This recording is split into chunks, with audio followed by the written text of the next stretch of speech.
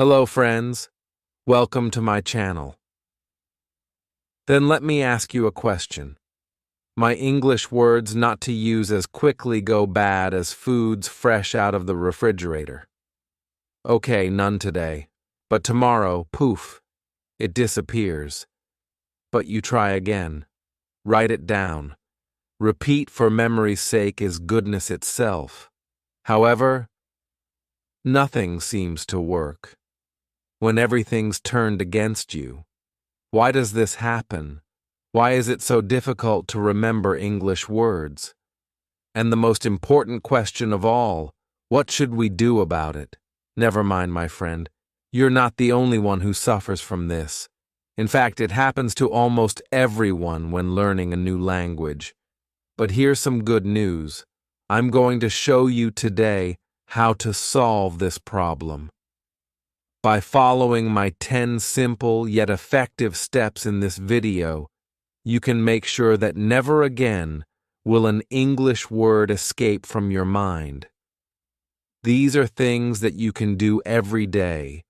They are easy, they are fun, and they actually work. Even native speakers use these little tricks when learning another language. So if you're tired of forgetting, if you wish that words could stay in your head, coming out right when they're needed, then this video is for you. Stay with me, take a deep breath, relax, because together we're going to make learning English easier and more fun. Believe me, you don't want to miss this. Let's get started. Chapter 1. So why is it that you forget the words? Have you learned a new English word, only to forget it the next day? Maybe you read the word umbrella in your textbook. You looked at it, you said it out loud, and even wrote it down once or twice. Then one day later it's gone. You struggle to recall, what was that word? What you hold when it rains. You remember it starts with you, yet the word won't come. And then you just start to feel raindrops fall outside. You get wet. Out of suddenly umbrella. The word comes back to you. Just why should that be? Why do we forget words, even when we try to memorize them? Well, here's a little secret. It isn't your fault. It's just the way your brain works. You see, the brain is like a big, busy city. Every day it takes in thousands of messages. It has to decide what to hold on to and what to discard. So it saves what is valuable, and things it doesn't think are necessary can be put aside. Thus, if you see a new word such as umbrella just once and don't use it, your brain says, this isn't needed by me. Forget it. That's called passive learning. Passive learning is only reading or only hearing. You don't do anything with the word or use it. You don't connect it to your life. Consequently, the brain forgets. When you use the word, though, if you speak it, write it, or see it in real life, your brain pays attention. It says, this is called active recall. Active recall means that you drag the word back into your memory. You try to remember it. You say it. You place it in a sentence. Whenever you carry this out, it is your brain that makes a stronger connection. What about our umbrella example? You read the word once and forgot it. Then it rained. You needed something to keep yourself dry. You remembered the word on account of the fact that it had a real relationship, a real meaning for you. That's how the brain works. The brain doesn't memorize random words. It memorizes things that are connected to feelings, to experiences, to mental images. So you find a new word, but it's not connected to anything in your life. The brain quickly forgets it. But if you house that word in your mind, you will link it with a sound, a picture, a story, or an authentic experience, and then the word will remain. Think of your brain as being like a garden. If you plant a seed and walk away, it will die. But if you water it, give it sunlight, and look after it every day, it will grow. Words are the same. If you just read them once and move on, they then disappear. But if you make them they grow into strong, living memories. Therefore, if you easily forget words, don't feel bad. This is natural. It just means that your brain didn't receive the signal to keep the word. But now you know this. You have control. You can give your brain the signal it needs. Staying tuned for what is to come in the following chapters, I will show you how you can do this. Would you like to continue? Chapter 2. The Secret of Repetition. Okay, my friend. This is now an expression that we understand all too well. The first time to explain a word is the moment you forget its meaning. It's not that we're lazy or bad at learning. It's because our brain needs a signal. It wants to know, keep this word or throw it away. And one of the strongest signals you can give the brain is, this word, now, brings up a repetition. Yes. Smack them right once or twice, and your brain will say, ha, it's nothing hard. After believing this much, your brain will keep the word permanently. Let me show you how it works. Firstly, you learn a new English word, apple. Monday, when you first see it, you think, apple. That's easy to remember. But if that word never comes to pass again, your brain forgets. So you do something smart, probably. On a Wednesday, 2 days later than the next time you show it to yourself once and speak it on Sunday, 5 days later, and maybe even a week after that, you see it again. It is Monday, Wednesday, Sunday next week.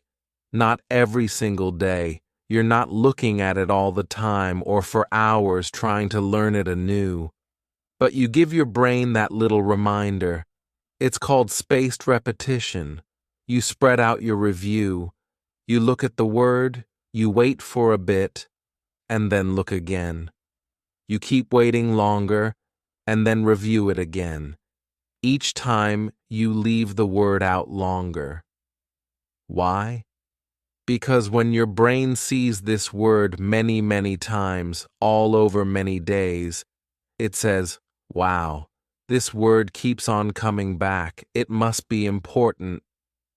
I'd better remember it. It's like making a new friend. You meet them once. You may forget their name.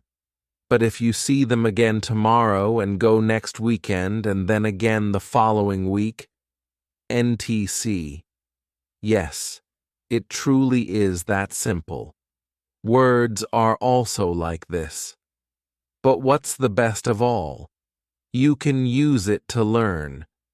Let me show you a few of the fun ways. 1. Flashcards.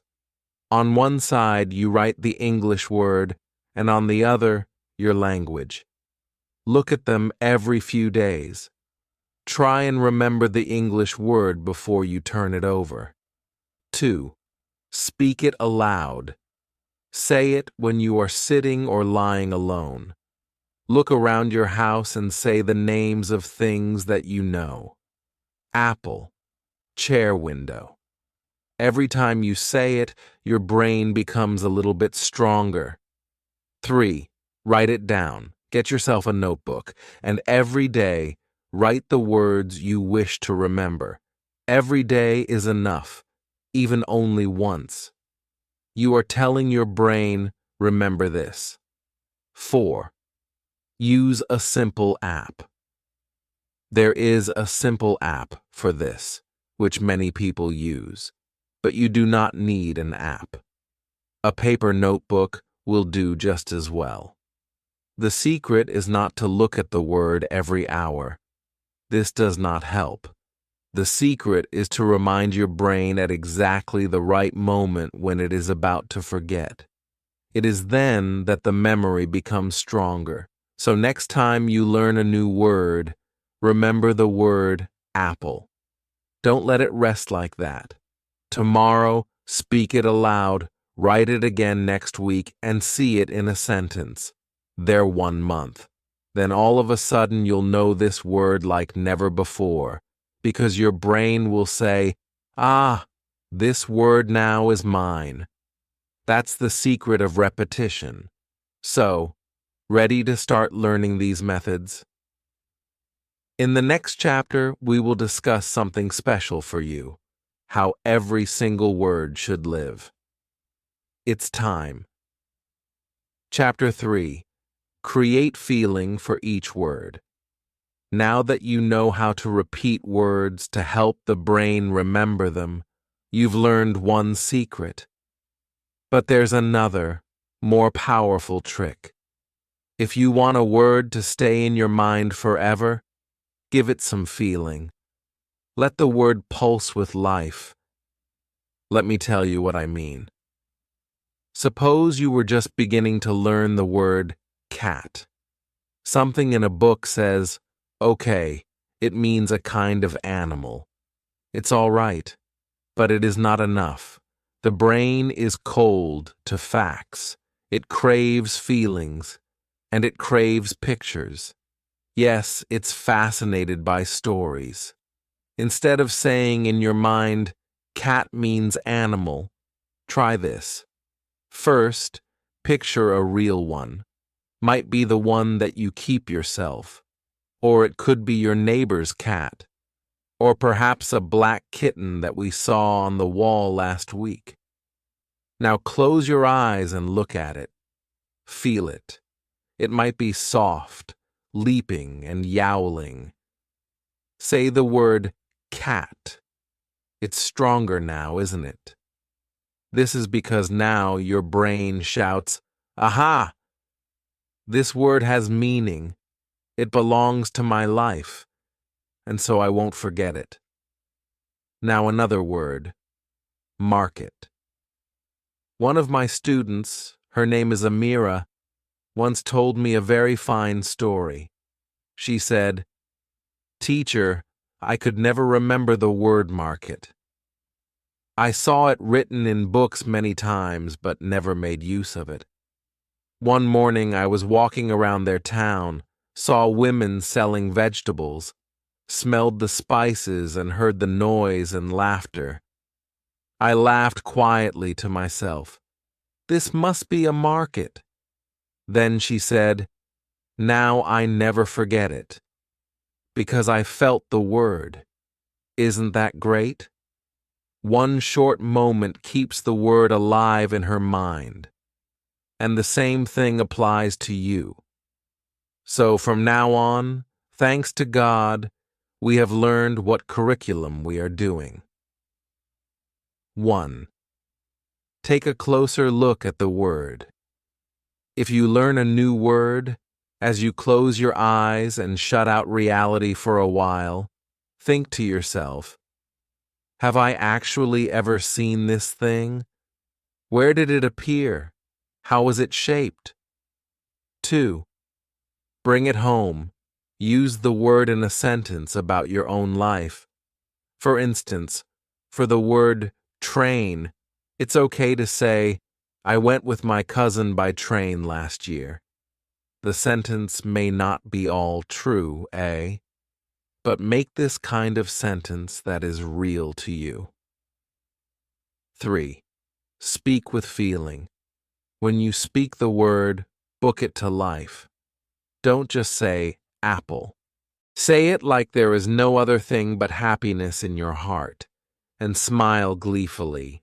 Say it with love. Say it with sorrow. 4. Bring in the senses. What does the word look like? What about the sound and smell of it? If the word is coffee, probably think back to a warm cup of that thing at sunrise.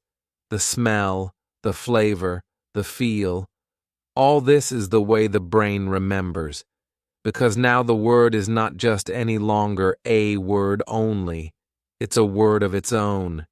It is part and parcel of your life. So next time when you learn a new word, speak to yourself. Debate. Where in my life is this word? Find it, then feel it, and finally speak it. Your brain wanders off to the side for a moment. Ah, now I know. I have an acquaintance with this word.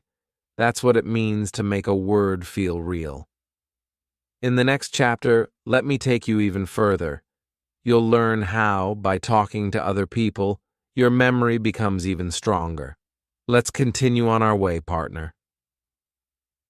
Chapter 4. Say it, write it, draw it, feel it. Let me ask you this, friend of mine. When you really want to learn something, do you want to remember? Look at it once? Nope. First you say it, and sometimes people write it out. You may even sing a little song or do a little dance when it is necessary to remember something. Hey, guess what? And exactly the same approach can help your brain remember English words. How it works is the very same, very necessary, using multiple senses.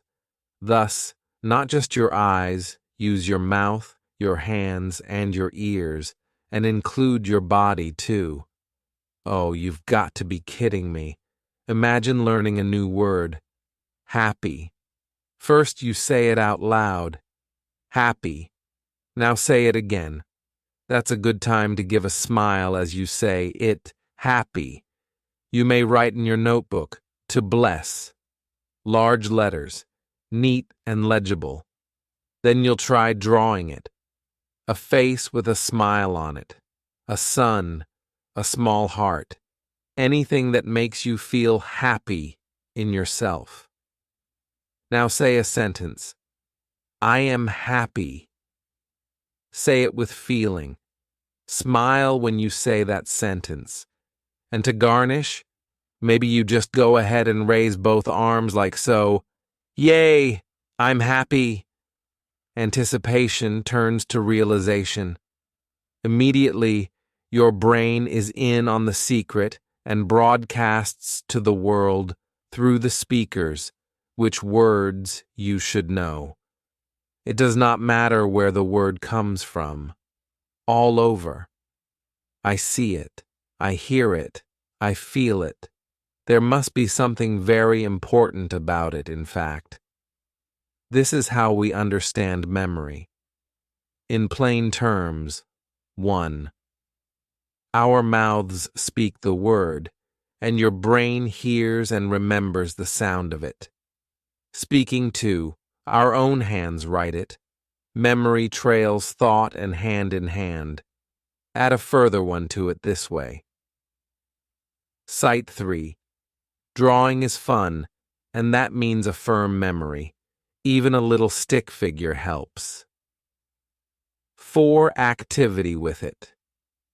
Your body is a good teacher for you. If the word is running, make moves, so stop talking. If the word is cold, you can hug yourself to words like brr. 5. Feel it. If the word is angry, you make an angry face. If it's excited, clap your hands. An additional memory of feeling gives the word a longer life. One last time. The word this time is apple. Say it. Apple. Write it down in your notebook. Draw a tiny red circle with a bit of green leaf. Think of it as though you were holding it. Imagine that you are eating it. Say, I like apples, and do it with a smile, and that's how it's done. You have now sound, sight, touch movement. Emotion. Your five senses, one word, a big memory. And here's the clincher. Nothing special is needed at all. Just some paper, a pen or pencil, and your voice, your hands, and your smile. Even if your drawing looks funny, so what? It's even better. A humorous picture makes your mind laugh, and laughter makes the memory stronger. So next time you discover a new word, you might try this. Repeat it 3 times. Write it down. Draw it swiftly. Mimic it. Feel it. And then your head will say, "I've got it now." The excitement of learning English could not be less than this is a way. It's actually interesting. One can be closer to art. 3 other collections will add fresh variety to the language, providing more fun for all of us. And best of all, learning will be enjoyable. Now in the next lesson, we'll find out how you can teach yourself more words through normal conversation. Good for you. You're doing great. Come on, let's carry on together. Chapter 5. Using the word in a real sentence. Okay, my friend. Are you ready for the next step? You've learned a new word. You've spoken it. You spelled it. You drew it and danced with it. Maybe even you just now. It's time to use the word in a real sentence. But not a perfect sentence, but not a long sentence, but not a textbook sentence. It's your sentence. This is why it is so important. When you use a word in your own life, it becomes part of you. More than a word becomes your story, your memory. Take one easy word as an example. Rain. In a textbook, you might read, "It rains a lot in London." That is a good sentence. But does it describe your life? Next, please try this. It rained here yesterday. I got wet. Ah, that is better. That is something you really, truly experienced. You felt it rain. Maybe your umbrella got forgotten. Perhaps you even had to run. Now this memory will not fade. When the memory is strong, the word is more enduring. Let us try it together. Suppose you just learned the word cold. Here is a textbook sentence. Winter is cold in Canada. Your sentence might be, "This morning my hands felt cold." Do you see the difference? Here is a simple guide to follow. Step 1. You learn a word. Say the word is banana. Step 2. Remember your life. Did you eat a banana today? Yesterday? Step 3. Make a small sentence about something that really happened to you. Like this. I had a banana for breakfast. That's it. Even just 5 is enough. For now, don't worry so much about grammar. The point is to have the word connected to you. Let's look at some examples. Word, bus, textbook, the bus is blue. Your sentence, I took the bus to work. Word, tea, textbook, tea is popular in China. Your sentence, I drink tea every night. Word, sleep, textbook, babies sleep a lot. Your sentence, I slept late today. I have a little story that I would like to share with you. One of my pupils, Layla, learned the word market. At first, she gave me a textbook sentence. The market is big. So I prompted her to put it in her own words. She thought for a moment, then said with a smile, I went to the market with my sister. We bought oranges. Her eyes lit up. She smiled. That was her memory. She could picture the market in her mind and hear her sister's voice. And do you know what? She didn't forget that word again. So I'm asking you now, today, can you take one word, just one, and make a sentence from your life? Please don't worry if it's short. Please don't worry if it's imperfect. Just try. If the word is coffee, perhaps say, in the morning, I have coffee drinks. If the word is walk, try, I walked with the dog. If the word is school, maybe, at 8, my son goes to class. Right? It can be done. Real sentences create real memories. And do you know what? The more you keep on doing this, the easier it is going to be. Your English is going to grow word by word, sentence by sentence. So now, take a deep breath. Choose one word. Think of your life. Make a short and truthful sentence from it. That is how you build your English, your way. In the next chapter, we will talk about incorporating those sentences into daily practices to remember words forever. You are doing really well, my friend. Let's continue. One real sentence at a time. Chapter 6. Word friends, word families. You're doing really well, my friend.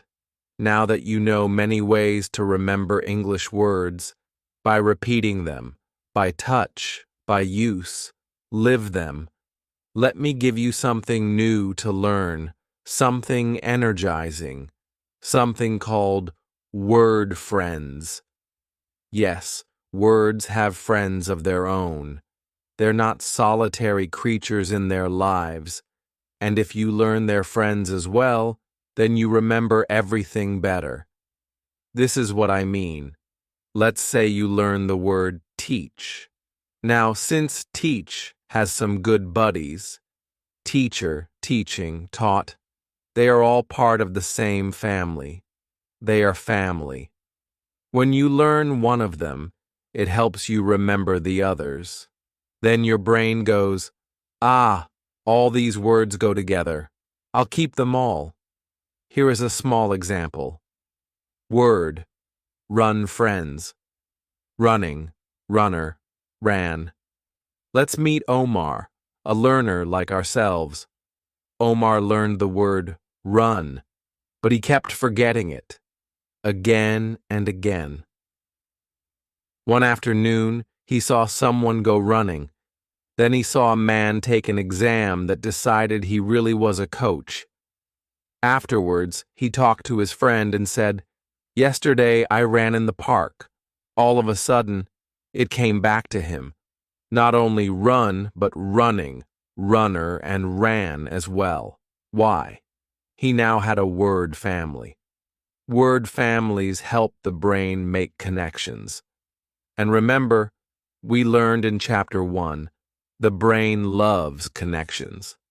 So how can you make world friends? Here's a step-by-step guide. Step 1. Choose a word. Say it's right.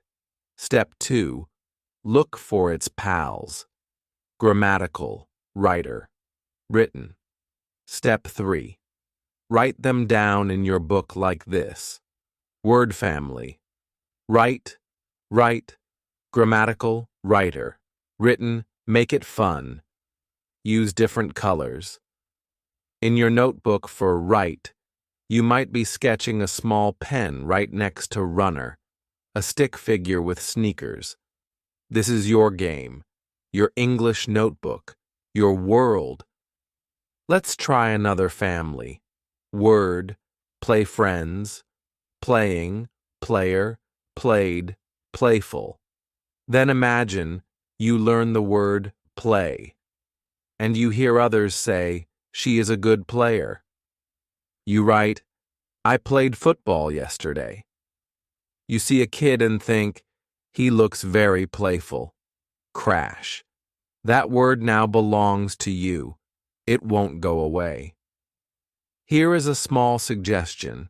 If you are watching a movie or reading a story, find a word you like. Once it's there, go find its mates. Perhaps the word is sing. Then you can look for singing, singer, sang, sung. Even if you don't understand all the grammar, don't worry. Just look, write, repeat, smile. You are making strong, happy word families. Remember, the last word can turn into 5. One hello was addressed to the whole group. And when your brain sees the family, it remembers better. Therefore, our mission today is pick one new word. Write down his friends, say them, use them, experience them, and smile. Because you aren't learning alone. Your word got friends, so do you. In the next chapter, we will take these words and develop a habit out of them so that they stay with you forever. You're doing well. Keep going. My friend, you've come so far now. You know why we forget words. You've learned how to repeat them, sense them, and use them in real life. You've even made word groups, word pals, and it's time to do something special, just for yourself. A miniature story. But even just a short story of 2 or 3 sentences can make sure that you will never forget new English words. For what reason, you ask? Because stories are the way in which the brain remembers best. Ever since we were little children, told stories helped us understand the real world. And wouldn't you know? Stories still hold true to this day, especially when learning a foreign language. So I'll show you just how easy and strong it is. Say you have learned these words: bus, late, angry. Now, in place of merely rehashing the words, you make a miniature story. Today, the bus was late. I was angry. It's as simple as that. It does something remarkable, though. Now your feelings, your time, your life, that's what the words go together with. It's not just knowledge anymore. It's a memory. We're going to provide another example. Terms: cat, cold, blanket. Story: the cat was cold. I gave her a blanket. Now those words seem real. You don't forget them. They've got to be because they are a tiny tale. Why don't we do one example together? Suppose you're learning coffee, morning, happy now? Come up with your own little tale. This morning, I drank coffee. It made me very happy. Marvelous. You've just employed all 3 words in a sentence of your own. That's not just study. That's real memory. So now, how do you go about doing this every day? Here are some simple steps to follow. Step 1.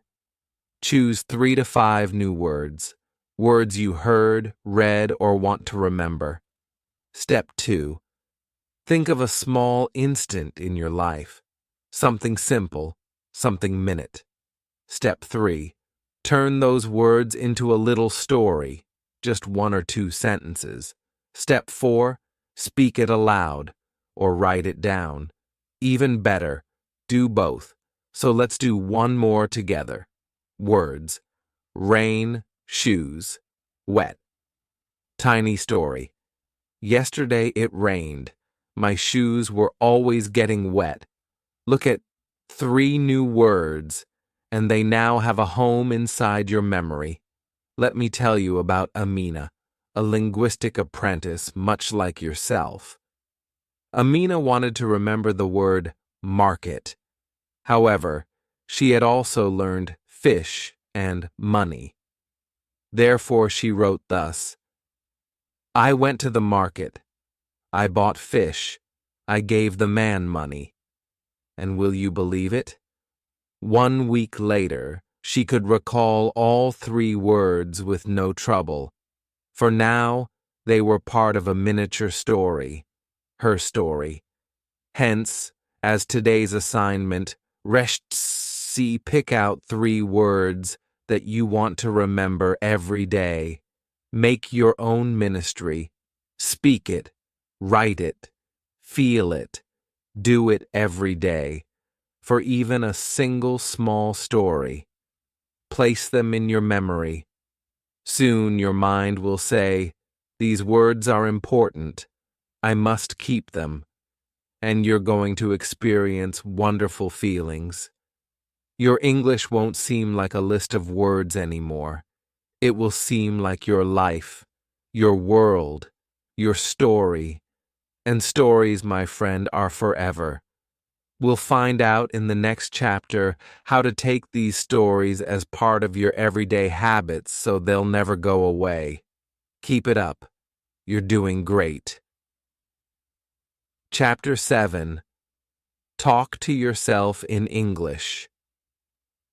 Let me tell you a secret. One of the best ways to remember English words, if you maintain it, is one of the most powerful tricks in the world naturally. It is something you already do every day. Talking. But not just any talking. I'm talking about talking to yourself. In English. Yes, really. It may sound funny, but it works like magic. You don't need a teacher. You don't need a classroom. You don't even need another person. All you need is you plus your words. Let me show you how it works. For example, you're cooking in the kitchen and cutting onions. Now you say aloud, "I cut the onion. The knife is sharp." Easy. Only 2 sentences, but now you've used cut, onion, and sharp. You've heard them. You've said them. You've lived them. Your brain says, "Oh, these words are real. They matter." Or you're walking outside. The sun is hot. You're tired. You say, "The weather's hot. I'm tired." That's all. That's practicing English. It's real living English. And the best part? You don't have to be afraid. No one's listening. No one's judging. You're just in your own world, practicing. And little by little, word by word, becoming more relaxed, more confident. All this is very nice. Add, when you talk to yourself, the best thing of all is that you don't have to be perfect. You can make mistakes. You can pause. You can try again. It's like your own gentle teacher, a friend who will not laugh at you. Let me show you a few more examples. In the morning, while brushing your teeth, I brush my teeth. My mouth feels fresh. While cleaning, I clean the table. The table is dirty. At the store, I need milk. I buy bread. This apple looks good. Before sleeping, I'm sleepy. I had a good day. Every time you speak, these are your own words and your own life. And your brain will remember more every time. Here is a little story. One of our viewers, Ali, was shy. He didn't like speaking in class. He didn't want anyone else to hear his English. So he began to talk to himself, quietly. Just a few sentences every day. The first, "I'm tired. I drink water. My bag is heavy." Then more, "I take the bus to work. I see a big dog. It's barking." After 3 weeks, he spoke without thinking. Why is that? Because those words had ceased to exist only in his notebook. They had already become part of his daily life. This is what self-talk does. It turns new words into old friends. So how to start? Here's how to talk to yourself in English. 1. When looking for a time, morning, afternoon, or evening, any time is fine. 2. Speak of your activities. I'm cooking rice now. The water is hot. I stir the pot. 3. Use the new words you've learned. Try to put them into your day's tale. 4. Keep it no nonsense. Don't worry about grammar. Just talk like a friend. 5. Say it much. The more you speak, the stronger the memory. At first it may feel a bit odd, but before long it'll become interesting. It'll be natural. And most importantly, you'll start to think in English, one small step at a time. You don't need perfect English. You only need practice. And your voice, your soft, compassionate, brave voice, is your best tool. So go on. Try it today. Talk to yourself. Laugh a little. Smile. Your words are waiting. In the next chapter, we will also discover how to help these words grow gently, so you can both feel your progress and keep motivated. We shall continue to grow, one word at a time. Chapter 8. Your own word book. Let's build something beautiful today. Something plain yet powerful. It isn't a phone app and it isn't a fancy tool, but something made by your own hands can grow along with you step by step. The current task is to set up your own English dictionary, the place where all English words will be recorded and remembered. Your own very special book for English words. It is not simply a piece of paper. It is a memory book of your life in English. Its significance? When you record something in handwriting, when you give it time, put a photograph beside it, and then you do not only understand the word because you wrote it down, you never forget it. It is yours to keep. It's time to begin. How to make your word. Photo album first. Get a notebook. Anyone you like. Large or small, plain or colorful. Choose one you are prepared to write in, but don't let it become a repugnant task. 2 women had a word for the same thing. Every time a new word is learned, write it down in this way. Word, apple, meaning a round fruit that is red, green, or yellow. Emoji. My sentence, I eat an apple every morning. Drawing, draw a small apple here. See what we are doing here? We're not just writing down the word. We also have written meaning for your brain to understand. Emoji or a photograph for your brain to see. A genuine sentence from your life so your brain feels it.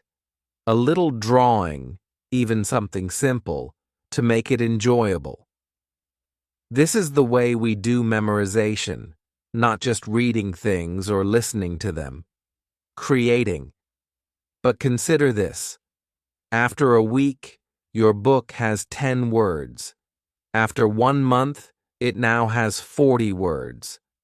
After 1 year, someone once kindly pointed out to me, that's your own English dictionary. Not from a school, not from the web, but from yourself. How to use your new word photo album. Now here's a trick. Just taking notes is not enough. You have to go back and see them. It's just like visiting old friends, I have told you. The term for this is review, or, as I like to say, watering your word garden. Every week, open up your album. Turn back to the previous pages. Recognize the words. Read them out loud. Look over sentences of yours. If your life has changed, possibly change the sentence. Add another drawing or perhaps a new sentence. Give this signal to your brain. These words should not be forgotten. They are a part of me. A little story. I wish to tell you about Lila. She was learning English only slowly now. New words entered, then vanished. One day she began a word book. She used colors, she used drawings, she used stickers, whatever felt fun. She listed words like market, bread, bus, and friend. She made sentences from her daily life. I go to the market on Fridays. My bus is always late. Bread is warm today. Every Sunday she reviewed her photo album. And guess what? It worked. She didn't just learn the words, she gave them a residence. For Lila, her word book became a precious treasure, full of hard effort, full of pride. You can do the same thing too. At the moment, pick out one college word you learned today. Open your notebook. Open the page. Place down the meaning. Put it in a sentence. Record your reaction to the word. Not funny, sort of difficult, helpful. Make it your own. And always remember, this is not just learning. It is also construction. When you produce your own memento, you're not just learning English, but slowly over time, building up each precious part. Let you sit and wait. Are you willing to carry on with our final chapter? Next, we're going to spend time on something special. How to stress the importance of your words a little bit. Chapter 9. A review, a breather, a celebration. You've come a very great distance, my lovely, step by tentative step, word after word. Now you've got the final chapter of your trek under your belt. But this isn't the end. It is only the start of something even bigger. A new rhythm, a quiet habit. Really, bothering to review is something very critical. However, friend, be confident. This does not mean another examination, test, or stress. Is it possible that only on bad days, when we review our beds, we have to pause, smile, reflect, and remember? Why reviewing helps so much? Our brains are just like a field of crops. When we learn a new vocabulary word, it is rather like planting a seed. But if we neglect to give it water, the word withers away. Each next time we run across that expression, look at it, say it, utilize it, etc., we are watering that seed. Slowly, it sinks roots. Then one small leaf, no flowers yet. Review makes the word healthy. It can become part of your own language. So why not fix yourself up a relaxing weekly schedule that's not too demanding? Just the odd half hour at most. A simple weekly plan. You don't need a lot of time, just 5 or 10 minutes. Just try this. Square Monday, repetition. Look through your word book. Read them over carefully from beginning to end. Read each word out loud and slowly. Speak with love in your voice. Smile gently. Wednesday, new sentences. Choose 3 or 4 words. From your daily life, make a sentence using each word in it. For example, I see a dog. The soup is very hot. My shoes are old. These sentences shall be yours from here on in. Friday, brief story day. With a few words, write a short story. Just 2 or 3 sentences are enough. For example, I was tired. I boiled a cup of tea. Now I feel better. Or, it rained. I ran. My socks got wet. These stories help provide the magic for your brain to connect the words. Sunday, notebook. Presume through your word book. Add pictures. Change sentences. As folks say, congratulate yourself on having gone so far. With a bit of luck, teach there may even be someone else while you are up one vocabulary word. Get review to remember. When you sit down to review, turn on some soft music. Take your favorite chair. Have a cup of tea or grapefruit juice. Above all, feel calm. Learning is not a race, it's a journey. Going gently, so many steps have their little triumphs. You don't need to bunch together everything in one day. But every day, remember there will always be one more thing. And that is what counts. Our final warm thought. Let me tell you one simple but truthful thing. Forgetting is normal. Everyone forgets. Natives too. But when you sit down to review, you give your brain a special message. This word is important. Keep it. And you know what? Your brain listens. So chew that fat. Be gentle about it. Use the word in your life. Weekly repeat in general. Recollect and be content. The English language is not only that you are learning, you are conditioning yourself. English is not only what you are learning, you are gaining strength. The English language is not just vocabulary, it is the very core itself. And the final thought is, give yourself a pat on the back. You are making better progress than anyone you know, and I am so proud of you. Let's go on together, my friend. One word a day, just a little at one time, small step. You are progressing excellently, bravo. See you in the next class. So now, my dear friends, you have the techniques of 10 enchanting steps to give you a lifelong grasp on English words. Which way do you like? A smidgen of tiny stories? The word book? Talking to yourself? Please let me know in the comments section below. I am anxious to hear your opinion.